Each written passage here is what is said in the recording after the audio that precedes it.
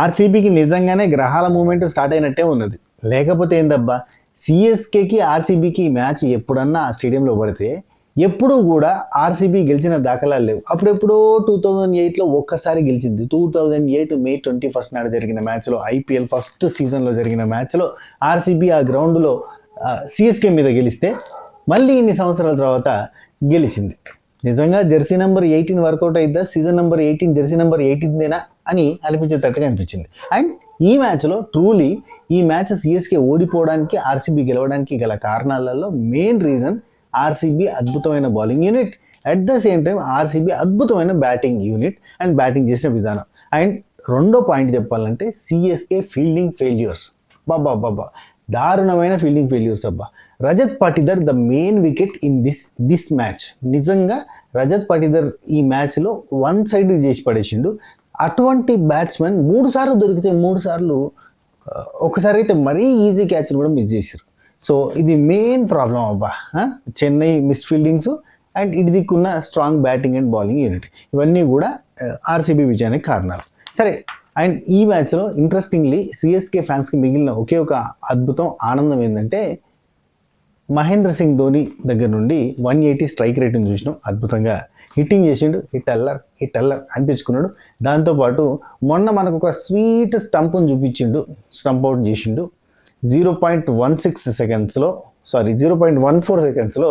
అప్పుడు సూర్యకుమార్ యాదవ్ వికెట్ని ఎట్లయితే stump out చేసిండో, ఈసారి ఫిల్ సాల్ట్ అద్భుతంగా బ్యాటింగ్ చేస్తుండు, మంచి పార్ట్నర్షిప్ బిల్డ్ చేయడానికి ట్రై చేస్తుండు. అండ్ విరాట్ కోహ్లీ కొంచెం కంగారు పడుతున్నా కానీ మనోడు ఒక్కడి నుంచి కొట్టేటట్టుగా, అంటే స్ట్రైక్ రొటేట్ విరాట్ కోహ్లీ చేస్తే చాలు నేను దంచి కొడతా అన్నట్టు కొడుతున్నా సాల్ట్ వికెట్ని 0.16 సెకండ్స్లో స్టంప్ అవుట్ చేసిండు. జస్ట్ షూ గిట్లా లేచి ఆ లేపికి దించే గ్యాప్లో కొట్టి పడేసాడు. ఏమన్నా ప్రెసెన్స్ ఆఫ్ మైండ్, ఎంత క్విక్ అసలు. ఇంకా 0.16 సెకండ్స్ 0.14 సెకండ్స్లో మనం అసలు కంటి చూపే పోదురా పోయి. ఒక విజువల్ని మనం క్లారిటీగా చూడాలంటే 3 సెకండ్స్ కావాలి మినిమం అంటారు. ఒక విజువల్ని క్లారిటీగా మనం పరిశీలించాలంటే 0.14 సెకండ్స్. అసలు వట్టన కీపింగ్, అసలు మామూలు పర్సన్ కాదు. అందుకే తల ఫర్ ఎ రీజన్ అన్నట్టుగా అంటారు. నిజంగా అంటే అద్భుతంగా అనిపించింది. ఈ రెండు మాత్రం మెరుపులే కనిపించినాయి అండ్ సిఎస్కే ఫ్యాన్స్కి ఆనందాన్ని ఇచ్చినాయి. ఏమనిపించిందంటే, ఒకవేళ ఇఫ్ ఇన్ కేస్ ధోని ముందు వస్తే, శామ్ కర్రన్ రాకుండా శామ్ కర్రన్ ప్లేస్లో వస్తే మ్యాచ్ ఇంకో లెక్క ఉండేదేమో. ఎందుకంటే మహేంద్ర సింగ్ ధోనికి ఏజ్ అయిపోలేదు. ఆ స్ట్రైక్ రేట్ చూస్తే అర్థమైతే లేదా, అందరికంటే బాగా కొడతారు, కానీ ముందు వస్తే మంచిగా ఉంటుంది కదా అన్న ఫీలింగ్ అనిపించింది గట్టిగా. సరే మ్యాచ్ ఎట్లా జరిగింది, ఏం జరిగింది ఫటాఫట్ అన్నదని చెప్పుకునే ప్రయత్నం చేద్దాం.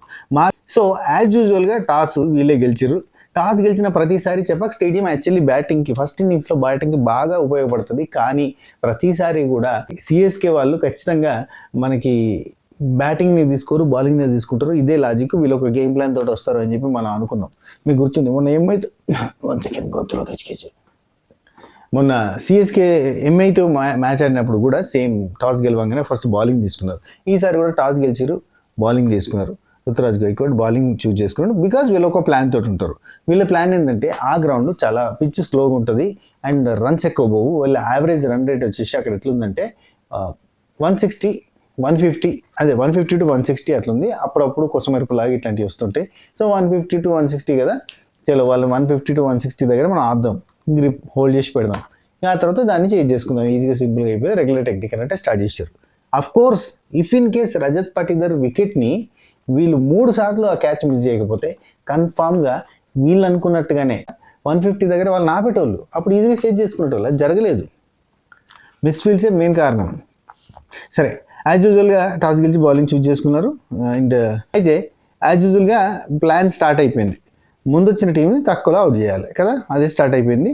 ఫస్ట్ ఇన్నింగ్స్లో బ్యాటింగ్ దిగిరు ఓపెనర్స్గా సాల్ట్ అండ్ కోహ్లీ కొంచెం కంగారు పడతా కొద్ది అగమాగమైకుంటా మంచిగా ఆడలేదని చెప్పాలి. ఓ మోస్తారుగా కొంచెం అప్పుడప్పుడు ఇక దంచి కొట్టడానికి ఊపందుకోగానే మనోడు అవుట్ అయిపోయాడు. సరే, ఫస్ట్ ఇన్నింగ్స్లో సాల్ట్ అదిరి కొట్టిండు, మంచిగా ఆడిండు. ఉన్నంతసేపట్ల 16 బాల్లో 32 రన్లు కొట్టిండు. స్ట్రైక్ రేట్ 200 మెయింటైన్ చేసిండు. చాలా బాగా ఆడింది అనిపించింది. ఫిల్ సాల్ట్ మంచిగా సెటిల్ అయిండు, మంచి రన్ రేటు, మంచి స్ట్రైక్ రేట్ తోటి ముందరికి పోతుండగానే నూర్ అహ్మద్ వచ్చిండు. నూర్ అహ్మద్ బౌలింగ్లో మనడు స్టంప్ అవుట్ అయిపోయాడు. ధోని ఫ్రాక్షన్ ఆఫ్ సెకండ్స్లో అవుట్ చేసిండు. అయిపోయింది, ఇక సిఎస్కేదే మ్యాచ్ అన్న ఫీలింగ్కి వచ్చేసింది. చలో సిఎస్కేకి వచ్చిందనే లోపు 1 డౌన్లో దేవదత్ పడిగల్ వచ్చిండు.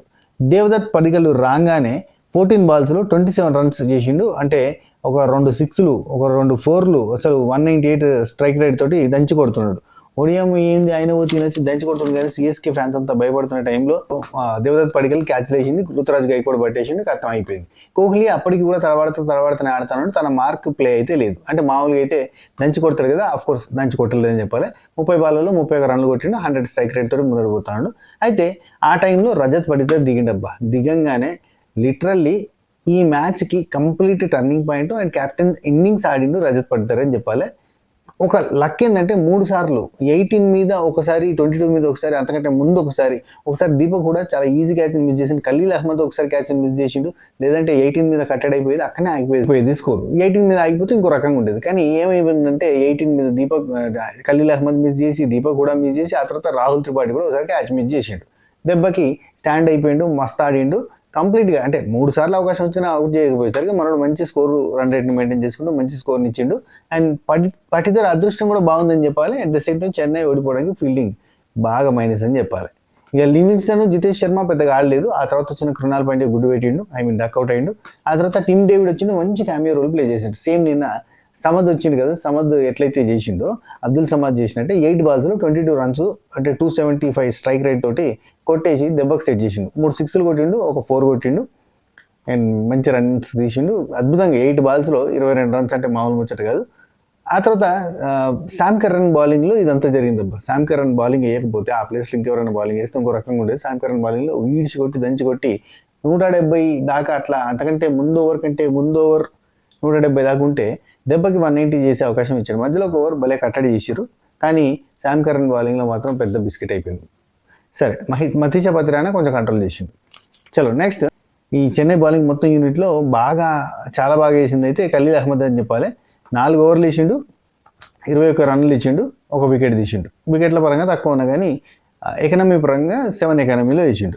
మతీషా పత్రాన 4 ఓవర్స్లో 36 రన్స్ ఇచ్చిండు, ఒక 2 వికెట్లు తీసిండు, 9 ఎకనమీ.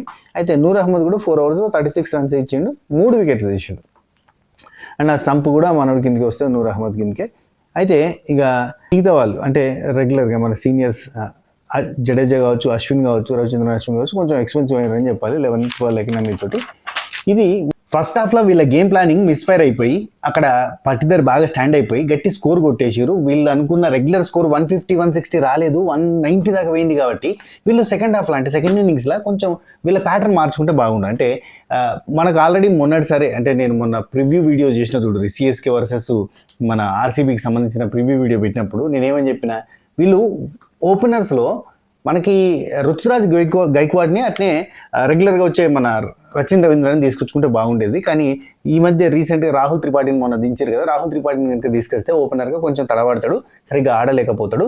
అండ్ ఇంకోటి రాహుల్ త్రిపాఠిని ఖచ్చితంగా 1 డౌన్ బ్యాట్స్మెన్కి దించితే మనోడికి ఓపెనర్ కంటే 1 డౌన్లో అయితే మంచి ప్లేస్మెంట్ తీసుకుంటాడు, బాగా ఆడతాడు, నిలబడతాడు, మనకి స్ట్రైక్ రొటేట్ చేసుకుంటూ మంచి రన్స్ తీయడానికి ఉంటాడు. అయితే మనం అనుకున్నాం, మొన్ననే డిస్కస్ చేసినప్పుడు ఇదే పాయింట్ డిస్కస్ చేసినాం. కానీ యాజ్ యూజువల్గా వీళ్ళు ప్లాన్లో ఎలాంటి చేంజెస్ చేయలేదు. అండ్ ఇంకోటి సెకండ్ ఇన్నింగ్స్లో బ్యాట్స్మెన్స్ ఆర్డర్ మార్చితే బాగుండేది, ఎందుకంటే మనకు గట్టి స్కోర్ కావాలి. అండ్ ధోని బ్యాటింగ్ స్టైల్ చూసారు కదా, 187 స్ట్రైక్ రేట్ తోటి కొట్టిండు. అండ్ ఉన్నోళ్ళు అందరు బ్యాట్స్మెన్స్లో అద్భుతమైన స్ట్రైక్ రేట్ ధోని మెయింటైన్ చేసిండు. అంత సత్తా ఉన్న ధోని కొంచెం ముందుకు వస్తే, శామ్ కర్రన్ ప్లేస్లో వస్తే నిజంగా ఈ స్కోరు చేజ్ చేయడం అంత పెద్దగా టఫ్ కాకపోయేది. కానీ అదే వాళ్ళు ముందే ఫిక్స్ అయిన అదే రొటీన్ రెగ్యులర్ ప్లాన్ ఆర్డర్లో పోయినట్టుగా అనిపించింది. ఇర్రెగ్యులర్ ఓపెనర్స్ రచిన్ రవీంద్ర, రాహుల్ త్రిపాఠి వచ్చి, రాహుల్ త్రిపాఠి 2వ ఓవర్లో హజల్వుడ్ బౌలింగ్లో ఫట్ మని వికెట్ పడిపోయింది. ఎమ్మటే రుతురాజ్ గైక్వాడ్ వచ్చి ఎమ్మటే అవుట్ అయిపోయాడు, డక్ పెట్టిండు. అసలు ఇక ఇద్దరు ఓపెనర్స్ అంటే మనకి టాప్ ఆర్డర్ బ్యాట్స్మెన్స్ని బ్రేక్ డౌన్ చేసినట్టుగా అయిపోయింది. Hazlewood excellent bowling, next level bowling, అసలు ఎంత బాగా వేసినట్టు బౌలింగ్, అంత బాగా వేసిన లైన్ అండ్ లెంత్ అద్భుతంగా పడ్డది. సో నిజంగా చెప్పాలంటే ఆర్సీబీ వాళ్ళ బౌలర్స్ ఖతర్నాక్ వర్క్ చేసిరని చెప్పాలి. నెక్స్ట్ లెవెల్ బౌలింగ్ ఆర్డర్ అబ్బా, నెక్స్ట్ లెవెల్ అంటే నెక్స్ట్ లెవెల్. హజల్వుడ్ అద్దరు కొట్టేసిండు. Of course Hazlewood always super. అయితే నెక్స్ట్ ఏమంటే దీపక్ కూడా దింపారు. దీపక్ కూడా వికెట్ని ఈజీగా మన భూమి తీసుకున్నాడు.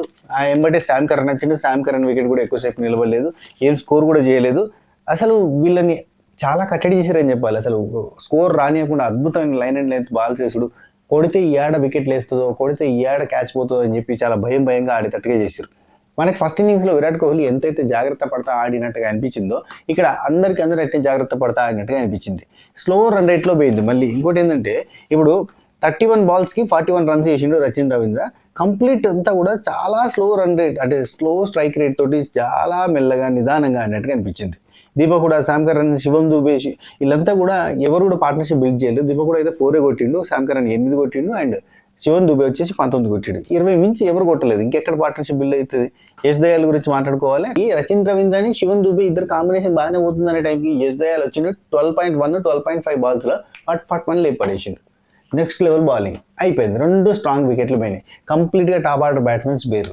ఇంక ఎవరు దిగాలి అనేది, ఎవరు దిగి ఏం కొడతారులే అన్న సిచ్యువేషన్కి వచ్చేసింది. ఆ తర్వాత రవీంద్ర జడేజా, రవిచంద్రన్ అశ్విన్ వీళ్ళిద్దరు దిగారు. కొద్దిసేపు పెద్ద పార్ట్నర్షిప్ అయితే బిల్డ్ చేయలేదు, కానీ కొద్దిసేపు అట్ట ఆడిరు. ఆ తర్వాత ఏమంటే మనకి తలా వచ్చిండు, తలా ఫర్ ఏ రీజన్. ధోని వచ్చిండు, ఒక క్యామియో రోల్ ప్లే చేసిండు అని చెప్పాలి. అఫ్ కోర్స్ అంటే భారీ స్కోరు చేంజ్ ఓవర్లు ఏం జరగలేదు, కానీ 16 balls ఆడిండు, 30 runs కొట్టిండు, 187 స్ట్రైక్ రేట్ మెయింటైన్ చేసిండు, అండ్ మంచి హిట్టింగ్లోకి దిగిండు. కానీ అప్పటికి చేతులు కాలిపోయినాయి. ఇంకా ఆకులు పట్టుకుంటే ఏం ఉపయోగం? అంతేగా పుణ్యకాలం అంతా గడిచినాక ఏదో చెప్తే ఏమవుతుంది చెప్పుర్రి, ఆ టైప్లో అయిపోయింది. సిఎస్కే ఫ్యాన్స్కి మిగిలింది ఇదే ఆనందం. ధోని వచ్చిండు, హిట్టింగ్ చేసిండు. ఏ టల్లర్ అనుకుంటా అందరూ అనుకుంటా ధోని అనుకుంటా చేసేదే తప్ప ఇంకేం ఏం చేయలేని పరిస్థితి. ఇక వీళ్ళ బౌలింగ్ సైడ్ చూస్తే కనుక లియామ్ లివింగ్స్టన్ వచ్చేసి బ్యాటింగ్లో, ఆర్సీబీ వాళ్ళకి బ్యాటింగ్లో అంతగా సాటిస్ఫాక్టరీ రిజల్ట్ చూపించలేదు, కానీ బాల్ తోటి మాత్రం మంచి సమాధానం చెప్పిండు. లివింగ్స్టన్ వచ్చేసి 4 ఓవర్లలో 28 runs ఇచ్చిండు, 2 wickets తీసిండు, 7 ఎకనామీ మెయింటైన్ చేసిండు. ఇక భువి వచ్చేసి చాలా బాల్ చేసిండు, చాలా మంచిగా బౌలింగ్ చేసిండు. 3 overs వేసిండు, 20 runs ఇచ్చిండు, 1 wicket తీసిండు, 6.67 ఎకనామీ మెయింటైన్ చేసిండు. Very nice. ఇక హజల్వుడ్ గురించి అయితే చెప్పనక్కర్లేదు, సూపర్ బౌలింగ్. 4 ఓవర్లలో 21 runs ఇచ్చిండు, 3 wickets తీసిండు, జస్ట్ 5.25 యావరేజ్. అద్భుతం, అసలు ఎక్సలెంట్ బౌలింగ్. ఇక యశ్ దయాల్ కూడా అంతే, 3 overs వేసిండు, 18 runs ఇచ్చిండు, 3 wickets తీసిండు. ఆయన మంచి ప్రైమ్ వికెట్లు తీసి పడేసారు అబ్బా హజల్వుడ్ చేసి చేయాలి, ఇంకేం చేయడానికి లేదు. అది ఆయన రుతురాజ్ గైక్వాడ్ స్టాండ్ అయి ఉంటే చాలా బాగుండేది. అనవసరంగా నిన్న ఇషాన్ కిషన్ లెక్కనే అయిపోయింది మనోడి పరిస్థితి కూడా. 6 ఎకనామీ మెయింటైన్ చేసిండు Yash Dayal. So RCB win అవ్వడానికి మెయిన్ రీజన్ ఏంటంటే ఇటు వీళ్ళ బౌలింగ్ లైనప్ ఎంత బాగుంది, బౌలింగ్ ప్రతి ఒక్క బౌలర్ ఎంత బాధ్యతగా ఖచ్చితంగా ఈ మ్యాచ్ గెలవాలి, సిఎస్కే మీద మనం విజయం సాధించాలి, and this season will going to live the cup అన్న సెన్స్లో ఆడారు అనిపించింది అబ్బా. నిజంగా ఖతర్నాక్ ఆడారు ఆర్సీబీ. Very nice. ప్రతి ఒక్కరు ఇటు బ్యాటింగ్లో చూపించుకున్నారు, ఇటు బౌలింగ్లో చూపించుకున్నారు. మనం ఎప్పుడేమంటాం సిఎస్కే ఆల్రౌండర్స్, అసలు వీళ్ళు బ్యాటింగ్లో కింగ్లే, స్పిన్లో కింగ్లే, బౌలింగ్లో అద్దరు కొడతారు అనుకున్నాం కదా. అట్లా కాదు, వీళ్ళు మొత్తం తిమ్మిని బమ్మింగ్ చేసిండు, అది సంథింగ్ ఏంటో చూడరు. మొత్తం ఏంటంటే చిట్టు బొత్తైతుంది, ఇటు దిక్కు తిరుగుతుంది. మొన్న ఎల్ఎస్జికి ఎస్ఆర్హెచ్కి మ్యాచ్ జరుగుతుంది చూసిరా, ఎస్ఆర్హెచ్ని ఇట్లా పడగబెట్టేసింది, ఎల్ఎస్జి లేచింది. ఇప్పుడు ఇదే గ్రౌండ్లో 17 సంవత్సరాలుగా గెలవని 17 సంవత్సరాలు హోమ్ గ్రౌండ్ సిఎస్కేకి ఆ చెన్నై గ్రౌండ్, చపక్ గ్రౌండ్ 18 సంవత్సరాలుగా అడ్డా. అందులో 1 సంవత్సరం ఎస్ఆర్హెచ్ గెలిస్తే, ఒక్క సంవత్సరము మన ఆర్సీబీ గెలిస్తే, ఈసారి మళ్ళీ ఈ 17 ఏళ్ళ చరిత్రను రిపీట్ చేసిరబ్బా. మామూలు ముచ్చట కాదు, ఇది నెక్స్ట్ లెవెల్గా ఆడారు. Hats off to RCB team, excellent. And వీళ్ళ రజత్ పాటిదార్కి మన హ్యాట్స్ ఆఫ్ చెప్పాలి. సింగిల్ హ్యాండ్ గణేష్ లెక్క ఆడిండు, గెలిపించిండు. అండ్ మనోడు కూడా మంచి, అంటే గెలుపుకి మనోడి వంతు, అంటే ఆ బౌలింగ్ ఎవరు నేస్తే ఎట్లా కట్టడి చేయొచ్చు అనే ప్లానింగ్ కానీ, లేదంటే ఆ బౌలింగ్ యూనిట్ని వాడుకున్న విధానం కానీ, బ్యాటింగ్ యూనిట్ని వాడుకున్న విధానం కానీ, అండ్ తను నిలబడి అద్భుతంగా స్కోర్ చేసిన విధానం కానీ super. Hats off to Rajat Patidar. అంటే ఇన్ని సంవత్సరాల తర్వాత ఆ విజయం రావడం అని ఆర్సీబీకి గర్వం కదా. ఆ గర్వ కారణం అండ్ ఆర్సీబీ ఫ్యాన్స్కి ఫుల్ కృషి చేసిందని చెప్పాలి. Rajat Patidar super captaincy, very nice. And Virat Kohli ఈ మ్యాచ్లో సరిగ్గా ఆడలేదు. Of course he is proved. Dhoni ఈ మ్యాచ్లో సరిగ్గా ఆడకపోయినా, విరాట్ కోహ్లీ ఈ మ్యాచ్లో సరిగ్గా ఆడకపోయినా ఏం ఫరక్ పడదు వాళ్ళకి, ఎందుకంటే వాళ్ళు ఆల్రెడీ ప్రూవ్డ్ నెక్స్ట్ లెవెల్లో. అండ్ ఈరోజు ధోని ఫ్యాన్స్కి పండగే. మ్యాచ్ ఏదైనా ఎట్లయినా, ధోని ఏజ్ ఎంతైనా తన పర్ఫార్మెన్స్ మాత్రం తగ్గేదే లేదన్నట్టు ఇచ్చిండు. అది మ్యాటర్. ఓకే, ఉంటా. Take care, tata, bye bye, నమస్తే, షబ్బా కేర్. ఈ వీడియో మీకు నచ్చినట్టయితే లైక్ చేయరి, షేర్ చేయరి, కామెంట్ చేయరి. ఒక 10 మందికి రీచ్ అవుతుంది. ఓకేనా? ఉంటా మరి. Good night, good morning. ఏ టైంలో చూసిన వాళ్ళు అది తీసుకోర్రి.